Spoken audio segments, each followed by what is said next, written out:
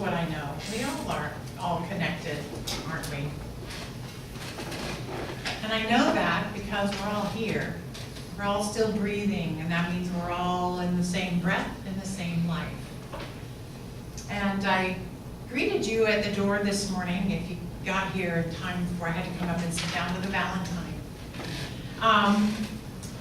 This week we celebrate my favorite day of the year.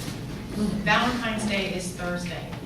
And I know that there are many people who are kind of like cynical about the commercialism of the day, but I'm not. I'm not. I absolutely adore going into stores and seeing all the cupids and hearts and lacy things and all that. I just love Valentine's Day. Pink and red, it's just awesome. And my attachment to Valentine's Day is not new. I've been attached to it since I was a little girl, and someday I'll tell you the story, but I just love love. I just love love. I say that love is my religion. You know, as Daniel Nahmod sings, love is my decision. Love is my decision. And I think Ernest Holmes would be proud of me, because this is what he wrote. God is love. There can be no doubt about that. Love can be established as a scientific principle that belongs to every man. We shall never come into an understanding of love until we come into an understanding of humanity. We shall never come into an understanding of humanity or unity so long as we think one man is more important than another. God's nature is love. We shall never approach love other than by loving and being lovable. There is no other way. He says we shall never approach love other than by loving and being lovable. You know, and I really equate that to our being in the oneness.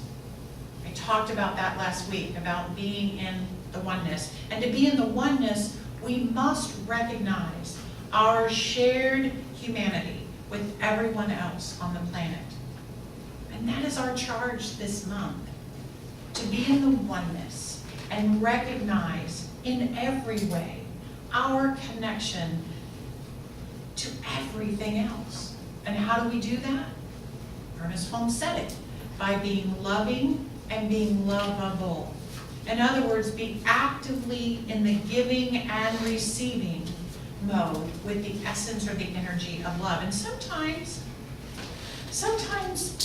we're into the giving part of love, but we kind of block ourselves off from that receiving times. It's challenging to allow our love to flow in and out, especially towards us. But in our decision to move more fully into the oneness, that resistance to allowing love to flow has to be released. Here's how the great thinker Albert Einstein explained the concept of oneness. He said, a human being is part of the whole, called by us universe, a part limited in time and space. He experiences himself, his thoughts, and feelings as something separate from the rest, a kind of optical delusion of consciousness. This delusion is a kind of prison for us, restricting us to our personal desires and to affection for just a few persons nearest to us, he said. Our task must be to free ourselves from this prison by widening our circle of compassion to embrace all living creatures and the whole of nature in its beauty. Widening that circle of compassion. And that sounds a whole lot like Ernest Holmes to me, saying that we must be loving and be lovable, embracing all living creatures and the whole of nature, love. So I want to share a personal experience I had with falling in love with nature, with everything in a new way. So, I don't know how many years ago, it was several years ago, I found myself on the island of Oahu in Hawaii. And I was treated to this wonderful experience by some friends who lived there at the time. See, when I went over to Hawaii, I was lamenting the fact that I could not scuba dive. I couldn't scuba dive because, for whatever reason, my head will not clear pressure. Like I can't release the pressure. And so I would go down so far and the pressure would build up so much that it was painful. And I've always been sad about that. My friend Donna's a scuba diver and she knows I'm very sad that I can't scuba dive. But these friends in Hawaii had this idea of how to give me an experience of the beauty of the ocean in kind of a different way. So they took me to this place called Sharks Cove. All right, now, Sharks Cove is not as scary a place as it sounds. It's actually a cove on the edge of the vast Pacific Ocean, on the edge of Oahu, and it's protected by this reef. But the waves of the ocean crash over that wall and freshen that water in the cove constantly. And I was able to just wade out in. The water's not deep in the cove, and you can literally wade out, and with a snorkel mask, you can just put your face down. Even if you don't swim, you can just put your face down and just gaze at this rainbow kaleidoscope of life, of fish, of sea life of every kind. It's kind of like standing in a Technicolor aquarium. It's fascinating. And I was transfixed. I couldn't have just stayed there for hours, just staring at this beautiful display of life, of so many varieties. And the waves would come in, and you know, I'm floating, and the fish are moving, and it's just beautiful. Every bit of the coral was just so pretty. And I was just stunned by the variety and the color of the life that you could see in that one space. And I know that my friends who scuba dive would probably find that to be like a little quaint experience, and I'm sure I can only imagine how, you know, diving into the majestic ocean and seeing a bigger variety of sea life would be. But it was awesome for me. I loved it. And I can't imagine the spectrum of life in water that there is. But if you consider all the fish in the world, there is no one single fish that is like another, even if they're the same species. But let's look at the number of species. I looked this up. As of August 2018, there are 34,725 species of fish identified, and every year, scientists add to that list between 150 and 200 new species of fish. Now, there are more than 2 million different species of marine life. I'm just talking about fish, right? And here's the beauty of that fact. Creation is forever happening. You know, we kind of get this idea that creation stopped a long time ago, and we have the animals that we're going to have, and they're all in trouble, and we're nervous about that. But the reality is that creation is happening as we speak, and scientists know that and are working to identify the new species of fish that are being created every year. 150 to 200 new species. I find that fascinating, actually. So we're just trying to keep up with identifying and naming all of those. So I have a question for these scientists. What species of fish is the most valuable? Which is the most beautiful? Which is the least important? Is it better to be a big fish or a small fish? Is it better to live on the bottom of the sea and like on the floor in one spot, or is it better to swim the ocean currents and travel great distances? What should a fish choose? Should it choose cold Arctic Ocean, or how about warm tropical seas? Can you imagine the arguments that the fish have? They must be having one of these arguments right now, trying to persuade each other. It probably sounds like this. If you were just more like me and made decisions the way I did, we could get along.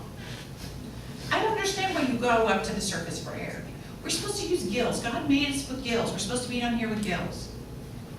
Kind of sounds familiar, right? Yeah. So I know it sounds kind of like an elementary lesson, but I don't know about you, but I find myself struggling sometimes to accept other fishes in my sea that breathe a little differently than I do. Maybe they use their tail fin to navigate instead of twirling the little things on their sides, right? So maybe they have spots instead of stripes, or maybe they fight when they're intimidated instead of like putting out some ink to scare their predator away. Maybe they prefer the cold water and I prefer the southern warm water. But that's our eternal life lesson. This is our eternal life lesson. Holmes also talked about fish in one of his lessons of oneness. He said, We are all in the water of infinite life as the fish is in the ocean. The spirit of life is all around us. It flows through us. It permeates everything and flows through every condition, and yet we are still looking for it. We're like a fish in the ocean who's looking for the ocean. We are swimming in a universe of pure love, pure oneness, and yet we are looking for that. Our challenge is to adjust our way of looking at things. If we're dedicated to being loving and lovable, we have to look at the individual expressions of creation that surround us in a new way. We must start looking at everyone and everything as pure love in form. See, we often see the ways that we're different from others as our flaws or our imperfections. You know, traditional religion has taught us that we must be perfect in order to get to heaven, right? Or to be accepted by the God of their understanding. We were taught that anytime we're not perfect, we've sinned or violated the law of God. In fact, in many faith traditions, the holiest people are not quite human. They don't even have possessions, and they live up in the high mountains somewhere by themselves. They don't marry. They kind of deny their humanness. So no wonder we have a hard time accepting ourselves as messy as we can be. We are married, right? We do have possessions. We can be quite messy. So we leave traditional religion and we come into spirituality like this, and we lean in. And spirituality is all about accepting our path is absolutely perfect just the way it is. And we use that path to launch ourselves into a new, higher possibility through the power of self-acceptance and self-love and empowerment. Here's the truth. We must accept our own uniqueness before we can ever begin to accept how other people show up around us and on this little piece of coral that we're hanging out around. We have to stop shaming ourselves for the part of the ocean we were born into, or how we were taught to defend ourselves, or whether or not we were allowed into the best school of fish. We have to accept the shape of our body, whether we resemble a giant tuna or a tiny little starfish. We humans just haven't quite learned as much as the fish have learned. But actually, that is how we're taught, how we're conditioned, aren't we? We're taught that we must cover up our human flaws. We must study harder that subject that didn't quite resonate with us, or overcome whatever we find challenging and cover up any mistakes that we make along the way.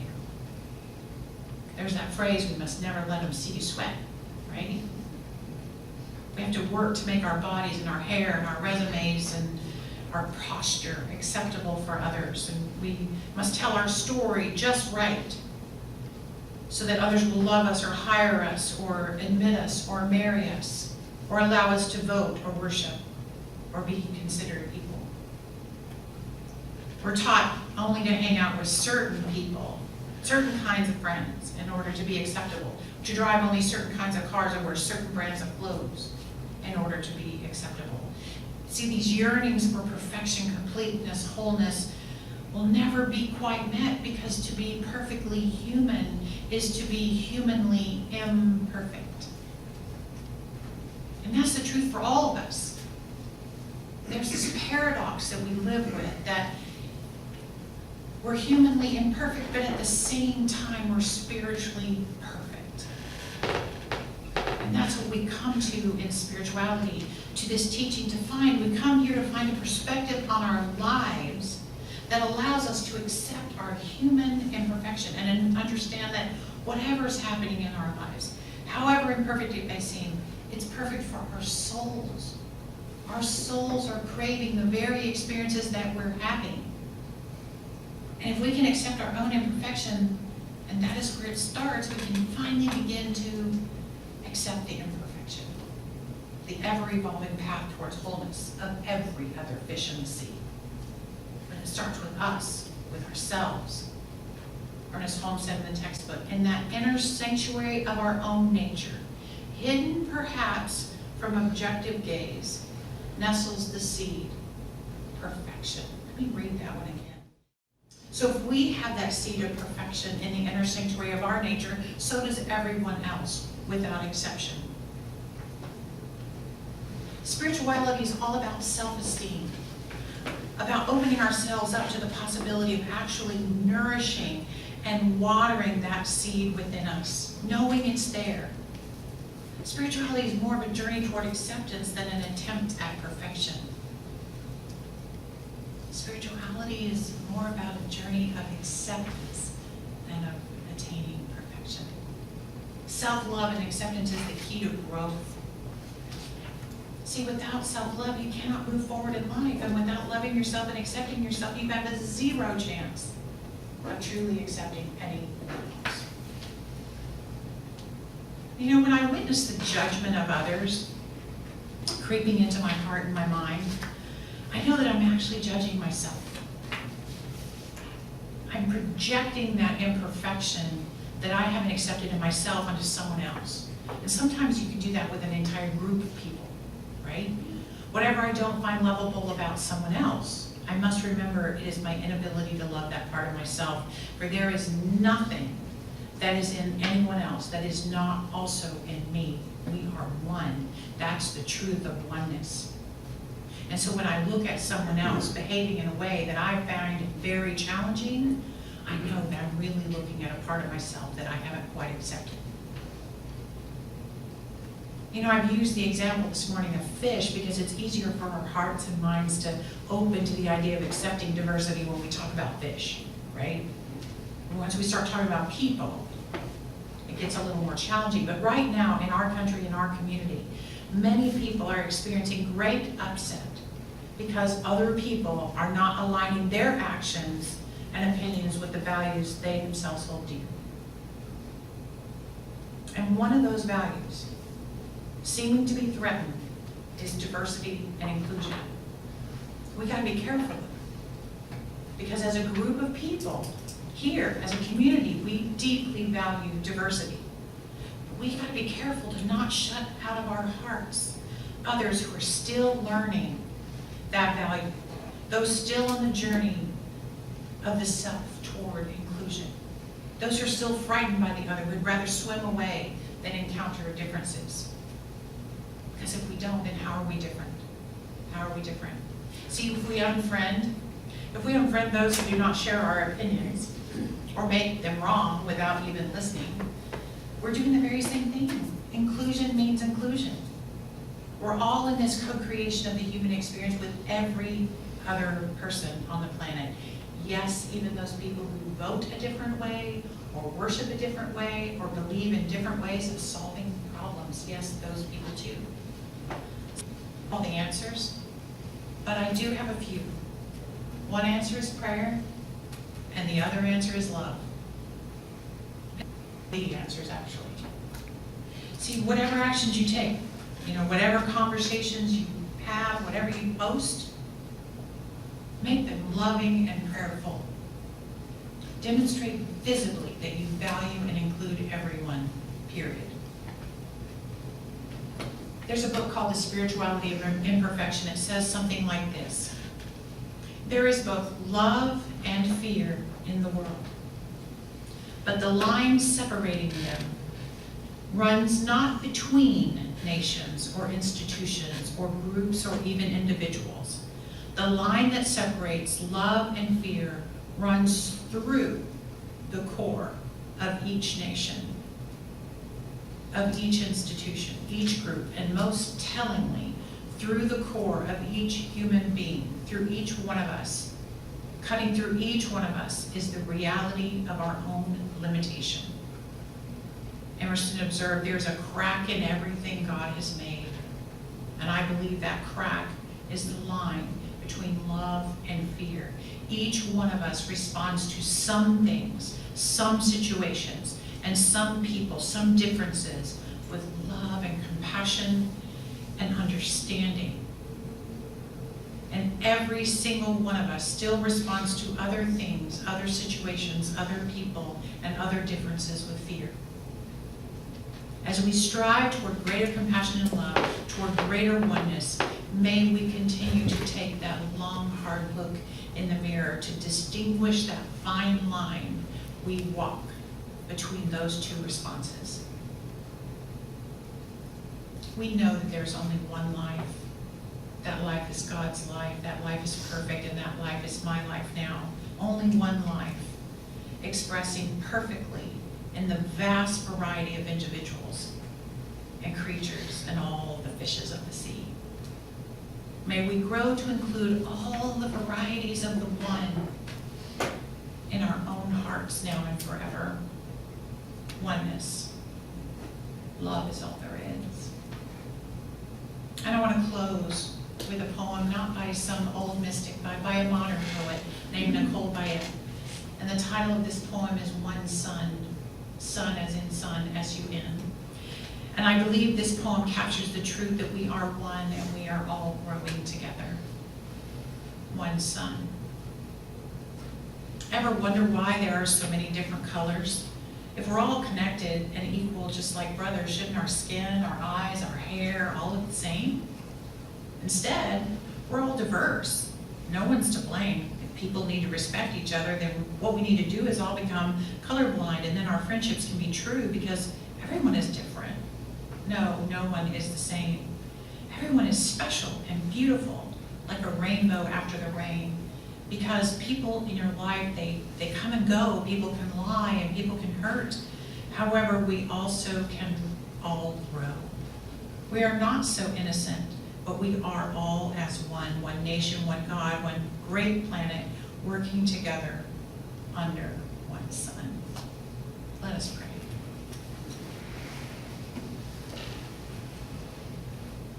In this moment, I'm incredibly aware of the sweet energy presence of the one, of the love of which I spoke. I know that love is present right here, showing up as each and every person sitting in these chairs. And I know that this love shows up in our actions and our words and our posts and our conversations as we move forward from this moment ever more purely, ever more intentionally creating and leaning into the oneness of love. I am so very thankful for this beautiful community of people who are awake and who are interested in loving all the fishes in the sea. I am so thankful for each and every fish, for each and every diversity that we embrace. For I know it is all perfectly creating the tapestry of life that I love so much. So with that gratitude, I know that life is whole. It always is and always will be. And so it is. So it is.